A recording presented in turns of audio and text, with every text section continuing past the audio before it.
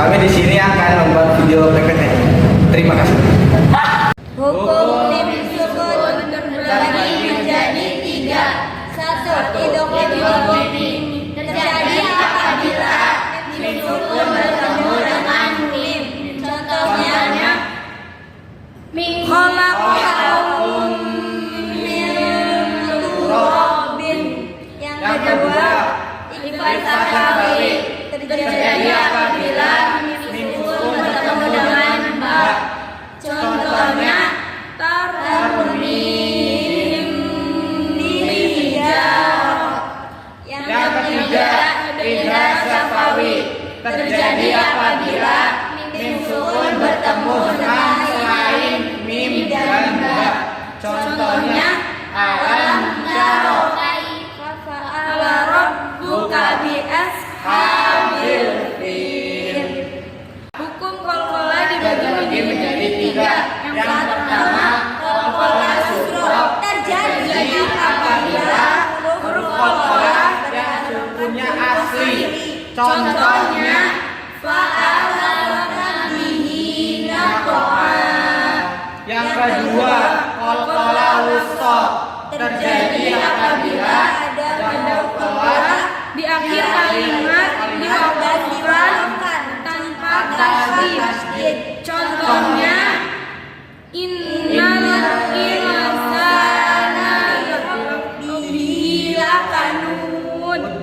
Yang ketiga, Qalqalah kubra terjadi apabila huruf qalqalah di akhir kalimat dan diwakafkan dan bertasydid. Contohnya tabat yada abi lahabin wa tab. hukum mad terbagi menjadi 2. Yang pertama, mad tabi'i atau mad asli. Yang kedua, mad far'i. Mad Mad tabi'i panjangnya 2 harokat. terjadi apabila fathah bertemu dengan alif, Kasrah bertemu dengan ya sukun, doma bertemu dengan waw sukun. Contohnya nuhiha. Yang kedua, ada mad far'i. atau bercabang.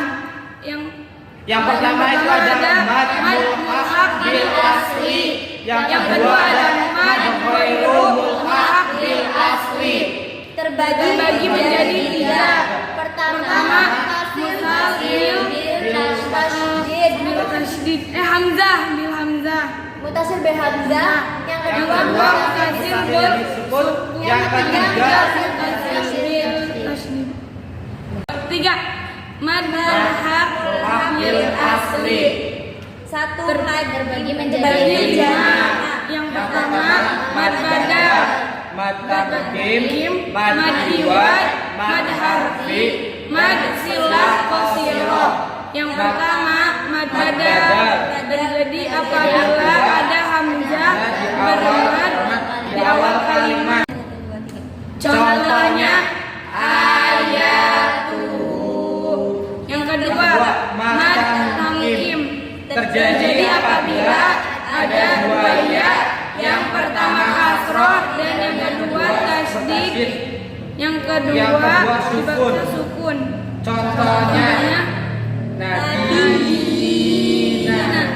Yang ketiga, mad iwad terjadi apabila ada fathah yang kalimat diwakafkan kecuali tamarruko. Contohnya innallaha kana aliman hakima. Yang ketiga, yang keempat, mad harfi terjadi apabila ada huruf yang terdiri dari 2 ejaan. Huruf yang dibaca sesuai bunyi asli huruf hijaiyah. Contohnya toha. Yang kelima, mad silah qasirah terjadi apabila ha domir berharokat kasroh atau domah diapit dua huruf hidup dan tidak bertemu dengan hamzah. Contohnya fama lahu min quwwatin.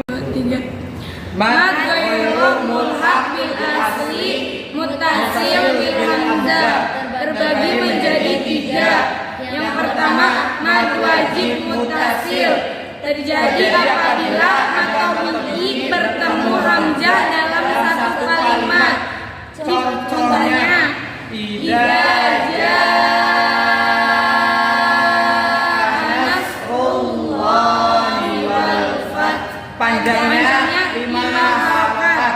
Yang kedua, mad jaiz munfasil terjadi apabila ada mad tabi'i bertemu hamzah dalam lain kalimat. Contohnya, tabat yada abi lahabin wa tab. Yang ketiga, mad silah tawilah terjadi apabila ada dhamir berharokat kasroh atau dhamma diapit 2 huruf hidup dan bertemu hamzah. Contohnya, yahsabu annahu muttasil bil tasydid terbagi menjadi 3. Yang pertama, mad lazim kilni musaqqal terjadi apabila mad tabi'i bertemu dengan huruf yang bertasydid dalam satu kalimat. Contohnya, al-haqqah panjangnya 6 harokat. Yang kedua, ada mad far'i terjadi apabila ada mad tabi'i bertemu alif lam syamsiah. Contohnya, kul az-zakaraini. Yang ketiga, mad lazim harfi mufakhal terjadi apabila ada huruf pemautin salat yang dibaca sesuai bunyi asli huruf hijaiyah yang mengandung unsur idgham. Contohnya, alif lam mim. Mad ghairu mulhaq bil asli muttasil bil sukun terbagi menjadi 4. Yang pertama, mad lazim harfi muhaffaf terjadi apabila huruf khusuat yang terdiri dari 3 ejaan dibaca sesuai bunyi asli huruf hijaiyah dan tidak mengandung unsur idgham. Contohnya, yang kedua, mad lazim terjadi apabila sukun atau yasikun sebelumnya berharokat fathah dan diwakafkan bacanya diwakafkan maka menjadi sifat lin. Contohnya, li'ila fi Quraish. Yang ketiga, mad harfi sukun terjadi apabila ada mad tabi'i mewakafkan huruf hidup selain hamzah karena ketika bertemu hamzah menjadi mad wajib muttasil. Contohnya, qul a'udzu birabbin nas. Yang keempat, mad lazim kilmi mukhaffaf terjadi apabila ada mad badal bertemu huruf sukun dalam satu kalimat. Contohnya,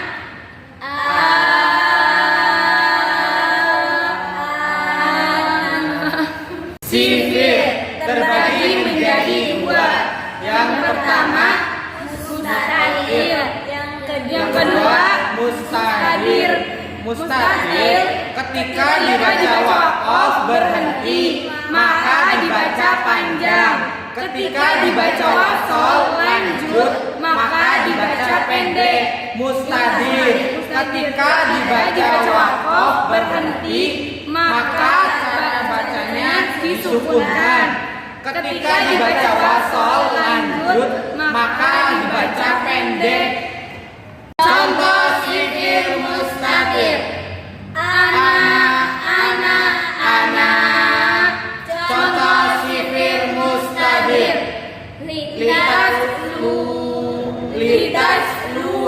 Litas lu. Waqaf, wasol, dan tidak. Pertama, mim kecil waqaf lazim harus berhenti. Kedua, to waqaf mutlak lebih utama berhenti, lanjut boleh.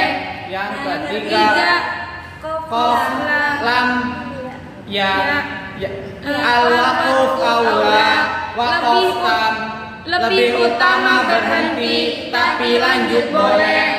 Yang keempat, mim waqaf jalis boleh berhenti boleh lanjut. 2.3 waqaf munaqof berhenti pada salah satu titik.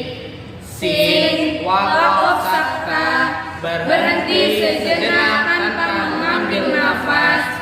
Lam waqaf mamun atau waqaf bihi harus lanjut.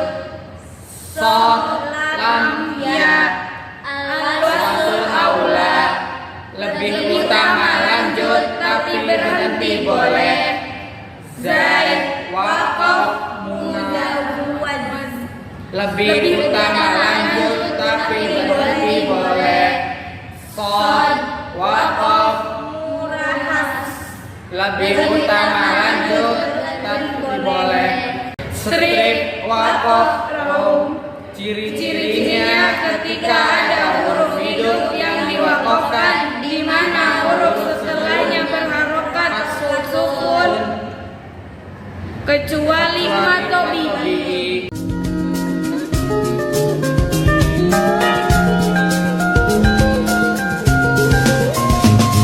Sajdah.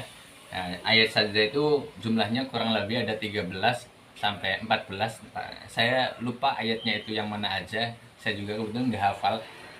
Cuman di ayat sajdah ini kenapa dimasukkan ke dalam gharaib? Karena dia atau ayat-ayat sajdah ini merupakan ayat yang ketika dibaca disunnahkan untuk siapapun yang mendengarkan untuk melakukan sujud tilawah, baik yang mendengarkan itu dalam keadaan sholat atau dalam keadaan di luar sholat. Nah, makanya ayat-ayat tersebut merupakan ya satu keistimewaan atau satu gharaib lah di dalam Al-Quran. Cukup. Wa yakhludu fihi muhada. Jadi yang menjadi materi pembahasan di sini adalah lafaz fihi, di mana lafaz fihi ini kalau misalnya secara teori seharusnya dia dibaca mad silah qasirah. Nah, tapi pada kesempatan ini dia malah justru harus dibaca mad silah mubalaghah. Padahal kita tahu bahwa di sini ada hak domir yang sebelumnya ada huruf sukun. Hak domir yang sebelumnya ada huruf sukun itu nanti harusnya pada ayat-ayat lain dia harus dibaca mad silah qasirah. Beda kalau misalnya huruf sebelumnya itu adalah huruf yang berharokat, dia harus dibaca mad silah mubalaghah. Cuman malah justru di sini di fihi ada hak domir sebelumnya sukun, malah dibaca mad silah mubalaghah. Nah, makanya kemudian kenapa ini dimasukkan ke dalam materi gharaib wal mushkilat. Nah, selanjutnya itu ada imalah. Imalah, contoh imalah dalam Al-Quran itu yang paling familiar dan yang memang contohnya itu hanya itu aja. Ada lafaz majreha. Oke. Nih, pada lafaz majreha ini kalau misalnya kita lihat susunan hurufnya itu harusnya dibaca majroha. Harusnya dibaca majroha. Tapi ini merupakan salah satu bacaan imalah yang harus dibaca majreha. Jadi imalah itu membaca di antara fathah dan kasroh. Jadi antara a dan i, majreha. Nah, makanya ini merupakan salah satu materi yang jarang, yang gharib, yang samar di dalam Al-Quran. Selain ada imalah, di dalam materi goroib juga ada istilahnya itu ismam. Nah, ismam itu contohnya ada la ta'manna. Nah, contohnya ada lafaz la ta'manna. Kalau misalnya kita lihat lafaznya, ya lafaznya harusnya dibaca la ta'manna biasa saja, ya seperti nun biasa. Nah, cuman karena ini merupakan salah satu bacaan ismam, jadi ismam itu nanti dia harus dibaca sambil mencu terus ditarik lagi. Kalau membaca nun itu kan harusnya dia narik, tapi karena dia ismam harus sambil mencu dulu baru nanti ditarik lagi. Ya kira-kira dibaca la ta'manna, kira-kira seperti itu. Ada mencunya baru ditarik lagi. Cukup.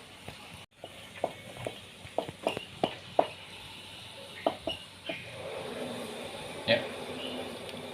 Oke, bismillahirrahmanirrahim. Selanjutnya dari materi goroib itu ada taksil, nakal, sama sakta. Nah ini beda-beda ya materinya. Jadi kalau taksil, contoh dari bacaan taksil di dalam ayat Al-Quran itu ada pada lafaz nih, a'jami yun wa'arub. Nah, ini kalau misalnya kita lihat dari susunan katanya, kalau bukan materi taksil, maka lafaznya itu dibaca a'jamiyun. Tapi karena dia dibaca taksil, nanti dia harus dibaca a'jamiyu wa arabi.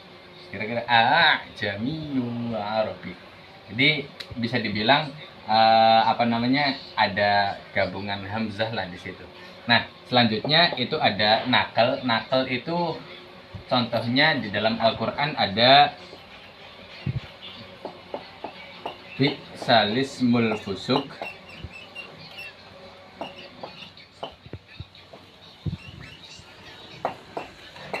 ba'dal iman. Nah, ini contoh daripada nakal yang menjadi garis bawah di sini ada bi'salismul fusuk. Jadi ini kalau misalnya kita lihat dari susunannya dia ya bi'sal ismu. Tapi ini harus dibaca bi'salismu. Nah, makanya dia tergolong ke dalam bacaan-bacaan yang jarang yang kita temukan di dalam Al-Quran. Jadi nakal ya bi'salismu. Jadi bisa dibilang si kasro ini justru dipindah, namanya juga nakal, dipindah ke lamnya bukan di hamzahnya. Nah, selanjutnya itu ada sakta. Sakta itu artinya berhenti.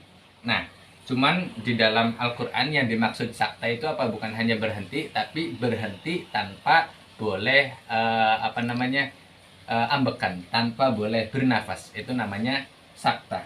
Jadi, sakta ini banyak ya, ini cenderung banyak di dalam Al-Quran. Nanti kalau misalnya kalian menemukan tulisan sakta di dalam satu ayat atau di tengah ayat, maka kalian harus baca berhenti tanpa bernafas, nggak boleh bernafas. Yang biasanya kita baca itu ada di surat Yasin, dimana ayatnya itu ya wailana mamba'asana ba'asana min marqadina. Nah, terus di sini ada sakta. Terus hazama. Nah, ini saktahnya itu ada di lafaz marqadina. Jadi ini kalau misalnya kita baca itu ya wailana man ba'atsana mim marqadina hadza ma wa'adar rahman. Jadi ketika membaca mim marqadina berhenti, kita tidak boleh bernafas, terus baru dilanjut hadza ma wa'adar rahman. Kira-kira seperti itu antara taksil, nakal dan sakta. Cukup. Selanjutnya dari materi gharib wal muskilat itu ada ayat sajdah. Nah, ayat sajdah itu jumlahnya kurang lebih ada 3. Bismillahirrahmanirrahim. Selanjutnya itu kita membahas tentang gharib wal muskilat. Gharib wal muskilat. Jadi apa namanya? Gharib itu kan secara bahasa artinya jarang. Wal muskilat itu perkara yang apa namanya, janggal. Ya sebenarnya bukan janggal sih ya. Cuman ya bacaan-bacaan yang seharusnya tidak dibaca seperti itu tapi harus dibaca seperti itu.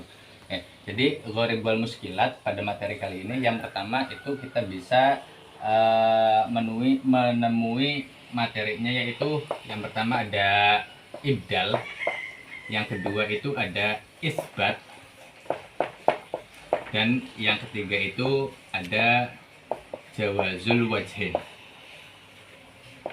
Nah, materi ibdal, isbat, dan jawazul wajhin ini tertentu pada huruf shad. Ibdal itu kan artinya secara bahasa artinya mengganti, isbat itu artinya menetapkan, jawazul wajhin itu artinya boleh dua cara, yaitu dengan cara mengganti atau dengan cara menetapkan. Nah, tadi materi ibdal, isbat, dan jawazul wajhin itu bisa kita lihat di sini ada 3 contoh yang terfokus kepada huruf shad.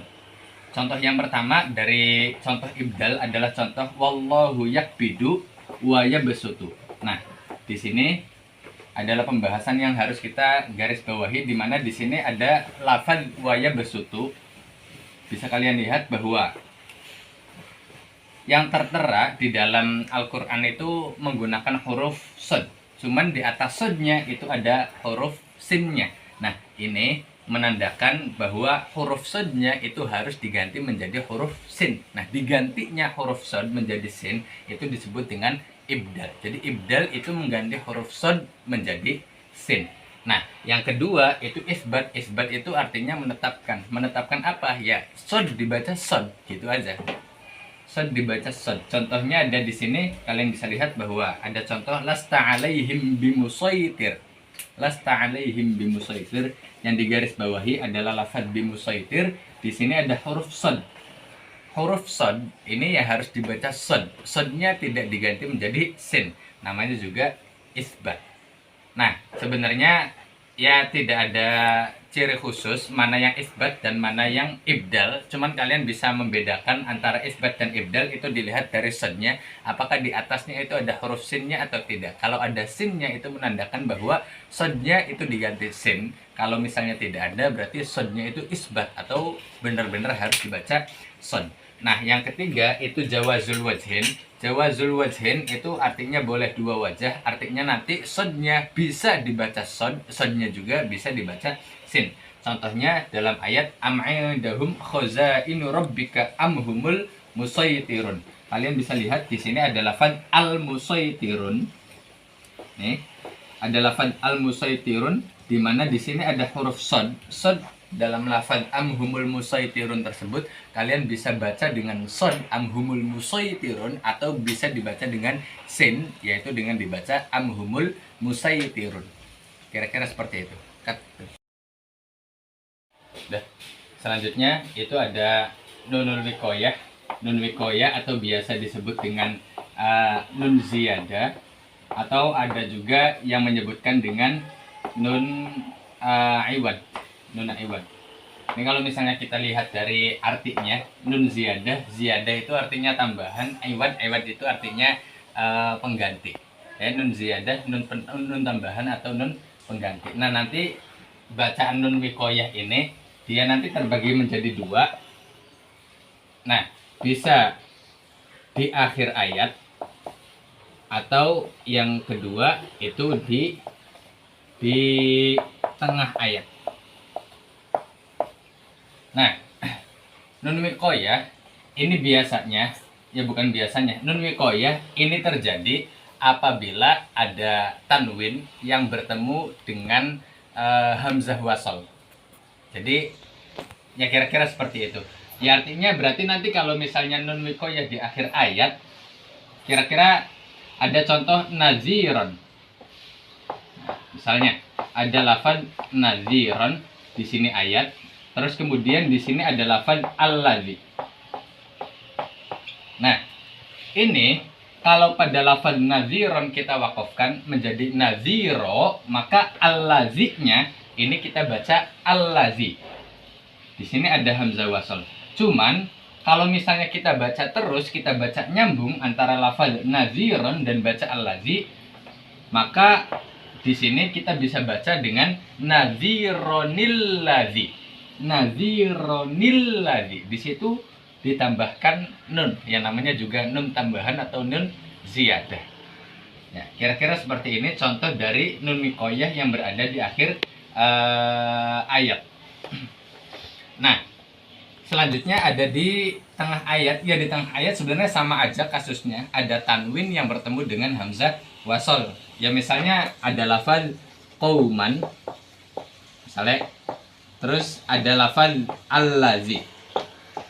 Nah, ini ada lafaz qauman dan allazi. Kalian bisa lihat bahwa di sini ada tanwin. Di sini juga ada lafaz hamzah wasal.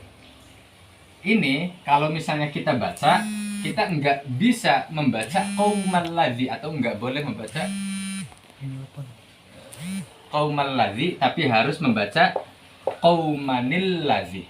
Di sini ditambah nun qaumanil ladzi. Nah, ini yang disebut dengan nun wiqayah yang berada di tengah ayat. Bismillahirrahmanirrahim. Selanjutnya ada mad silah mubalaghah. Nah, kenapa di salah satu pembahasan Gharibul Mushkilat ada mad silah mubalaghah? Nah, sebelumnya seperti ini. Di sini ada satu ayat, di sana diterangkan ada bacaan yudha'af lahul 'adzabu